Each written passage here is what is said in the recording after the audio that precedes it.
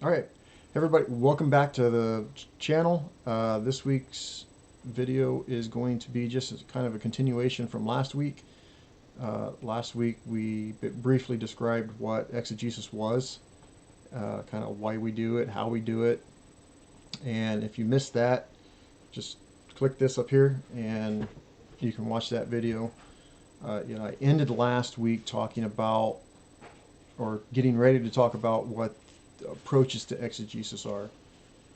There's three main methods of exegesis.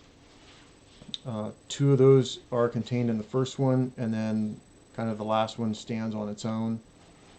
So the two main approaches, without the subcategories included, are the analytical approach and the engaged or existentially approach. So the analytical approach, it's a modern way of approaching a text from its historical development, literary features, or both. Whereas the engaged approach is a postmodern way of interpretation from personal or vested interest. So the engaged approach is kind of how ancient people would have read the Bible and brought into um, more of that personal interest to it. So within the analytical approach, there are two methods. The first is diachronic, and it focuses on the world behind the text, the meaning, the origin and development of that text. It's often referred to as the historical critical method, which, if you kind of think about Pope Benedict's Jesus narratives, which I have up here, right here, these three books right here, which he kind of takes the historical critical method into account when he touches on the synoptic gospels within these three books. If you have not read those, do so. They are absolutely phenomenal, and I will link to them down in the description.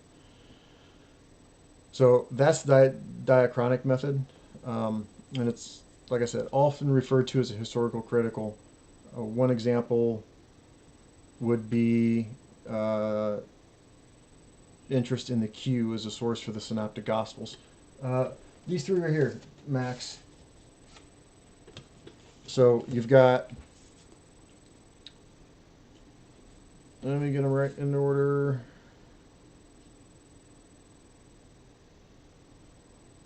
Oh shoot, I thought they had the order on the back. But the first one is Jesus of Nazareth.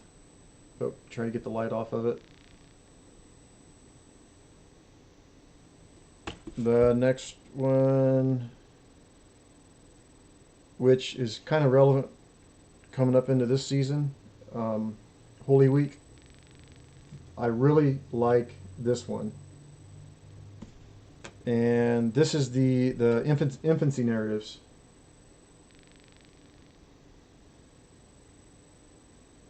So, of course, if you want to read these kind of with the seasons, Christmas, Easter. So this one's thick enough that you could probably start in Lent.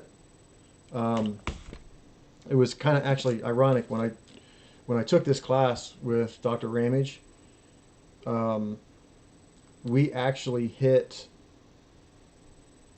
Holy Week or Easter time right about the same time in the book as we did in real life. So it was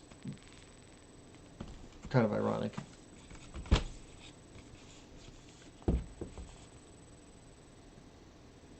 Yeah, I would. Like I said, you could, if you read them, kind of in season, you start the infancy narrative around Christmas, which I was going to do that this year, but I decided not to. I got busy with other stuff. Work was just crazy. So that's the diachronic method. Historical critical, interest in Q is the source for the synoptic gospels. And don't get me started on Q, because I will just blow a gasket. I can't stand Q. Anyways, I need to do more research into it. And matter of fact, I'm leaning towards maybe doing my thesis on something with Q, if I can keep my head cool enough to do it. So the second analytical approach is synchronic.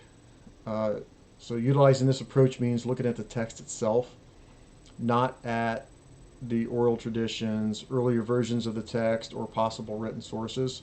So you're just basically looking at the text. It's only interested in the words, images, and references to history and the cultures in the text that we currently have. This approach is known as the narrative critical, which kind of makes sense if you think the diachronic is, you know, mainly in the world behind what you're reading and the meaning, meaning the origin and development. So synchronic is interested in the text itself. So narrative critical makes complete sense. Rhetorical, social scientific, or socio-rhetorical method, or it's also known as that. So many exegetes who use this approach use some of the same methods in the diachronic approach, but it's mainly looking at the text itself. So we get into the third one, which again, this one stands on its own. There's no subcategories. It's just the engaged or existential approach. This method, it focuses on the world in front of the text, the world that the text actually creates or might create, and the interpreter's role in the new creation.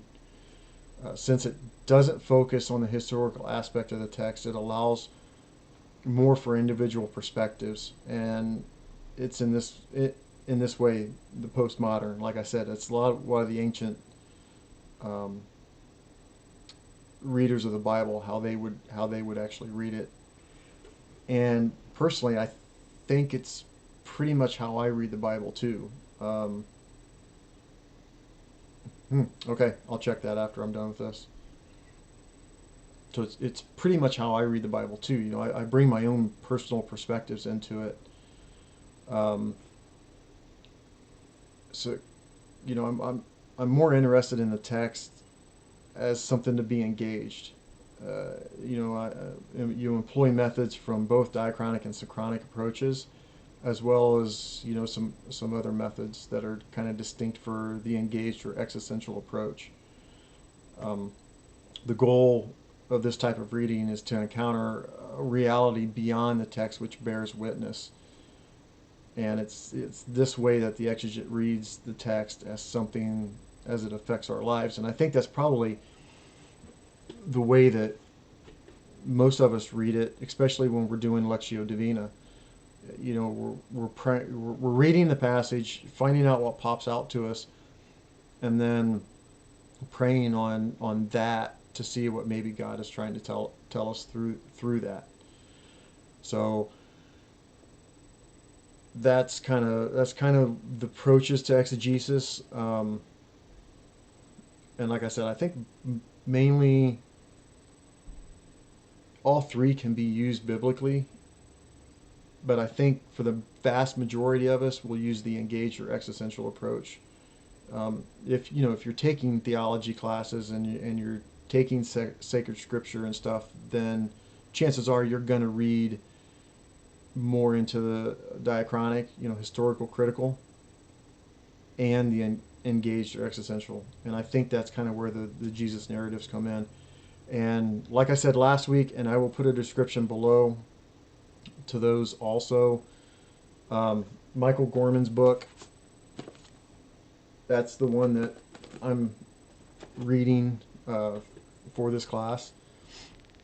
And I will also put links to Pope Benedict XVI's books in the description below. And with that, next week I will just briefly describe the 7 steps of exegesis, and we'll kind of take it from there. So with that, everybody have a great week, and as always, God bless.